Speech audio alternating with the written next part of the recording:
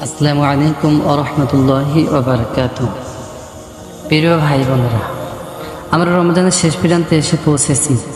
শেষ মুহূর্তের এই সময় অত্যন্ত গুরুত্বপূর্ণ, কারণ এখানে আমাদের জন্য রয়েছে অপার রহমত, মাগফিরাত ও নাজাতের সুযোগ। রমজানের শেষ মুহূর্তের করণীয় যে আমলগুলো বাদ দেওয়া যাবে না। আসুন আমরা কোরআন এবং হাদিস থেকে চারটি বিশেষ গুরুত্বপূর্ণ আমল জেনে নিই। 1. শেষ মুহূর্তের গুরুত্ব। আল্লাহ সুবহানাহু ওয়া তাআলা বলেন, ওয়া রাহমাতি ওয়াসিআত কুল্লা শাই ফাসাআকতুবুহা লিল্লাযিনা ইয়াত্তাকুন। নিশ্চয়ই আমার রহমত সবকিছুকে আচ্ছাদিত করেছে, আমি এটাকে তাদের জন্য লিখে রাখব যারা তাকওয়া অবলম্বন করে। সূরা আল-আরাফ। এখনো সময় আছে ক্ষমা চাওয়ার, দরজা বন্ধ হয়নি। আল্লাহ আমাদের শেষ রমজান পর্যন্ত সুযোগ দিয়েছেন। এখনই আমাদের উচিত বেশি বেশি তওবা করা। রাসূল পাক সাল্লাল্লাহু আলাইহি ওয়াসাল্লাম বলেন, ইন্নামাল আমালু বিখাওয়াতিমিহা। নিশ্চয়ই আমলগুলোর ফলাফল নির্ভর করে তার শেষের উপর।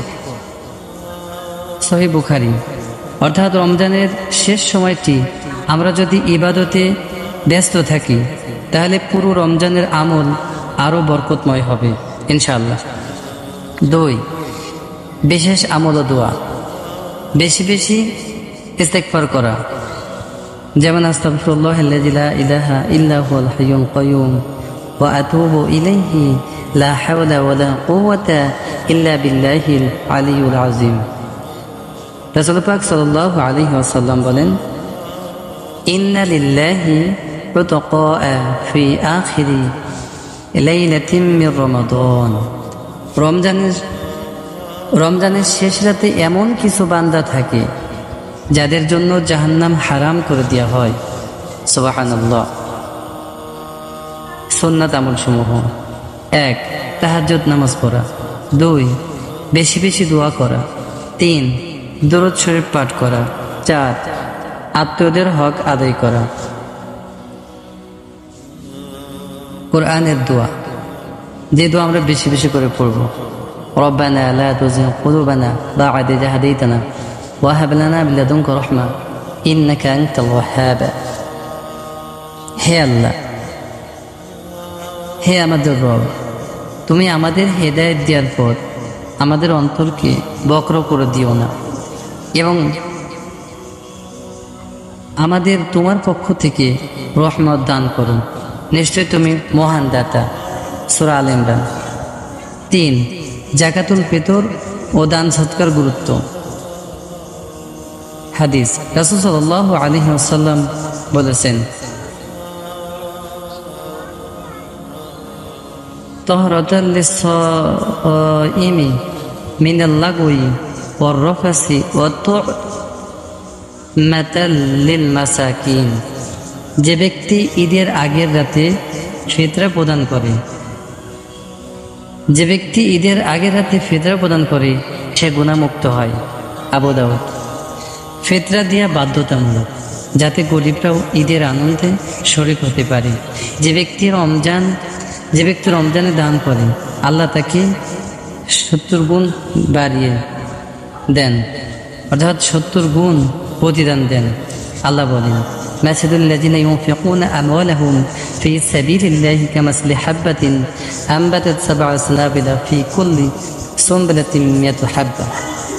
যারা আল্লাহর পথে দান করে, তাদের দানের উদাহরণ হলো এক বীজ থেকে 7টি শীষ জন্মানো এবং প্রত্যেক শীষে 100টি করে দানা থাকা। সূরা আল বাকারা। ফিতরা আদায়ের মাধ্যমে রমজানের রোজা শুদ্ধ হয়। 4. লাইলাতুল কদরের সন্ধান। হাদিস। রাসূল সাল্লাল্লাহু আলাইহি ওয়াসাল্লাম বলেন, মান কামা লাইলাতুল কদরি ঈমানান ওয়া ইহতিসাবান গুফিরা লাহু মা তাকাদ্দামা মিন যামবিক। যে ব্যক্তি ঈমান ও সওয়াবের আশায় লাইলাতুল কদরের ইবাদত করবে, তার অতীতের সমস্ত গুনাহ মাফ করে দেওয়া হবে। সুবহানাল্লাহ। সহিহ বুখারী। শেষ 10 রাতের যে কোনো এক রাত লাইলাতুল কদর হতে পারে। শেষ 10 রাতের যে কোনো এক রাত লাইলাতুল কদর হতে পারে। তাই এখনও আমরা পেতে পারি। আমরা যে রাতে ইবাদত করব সে রাতে আমাদের জন্য বরকতময় হতে পারে। এই সময় সূরা আল কদর বেশি বেশি করে পড়তে পারেন। সূরা আল কদর তাফসীর, এক রাতের ইবাদত 83 বছরের চেয়ে উত্তম, তাই এই সময়টি হাতছাড়া করা যাবে না। শেষ কথা, প্রিয় ভাই ও বোনেরা, এই শেষ মুহূর্তগুলো আমাদের জীবনের শ্রেষ্ঠ সময় হতে পারে। আসুন দোয়া ও ইবাদত, দান ও সৎকার মাধ্যমে এই সময়কে কাজে লাগাই। এরকম ভিডিও পেতে আমাদের চ্যানেলটি সাবস্ক্রাইব করে পাশেই থাকুন। আপনার শেষ রমজানের পরিকল্পনা কি কমেন্টে জানান। ইসলামের আলোকে জীবন গড়ুন। আজ এ পর্যন্তই। আসসালামু আলাইকুম রহমতুল্লাহি ওয়া বারাকাতুহু। আল্লাহ হাফেজ।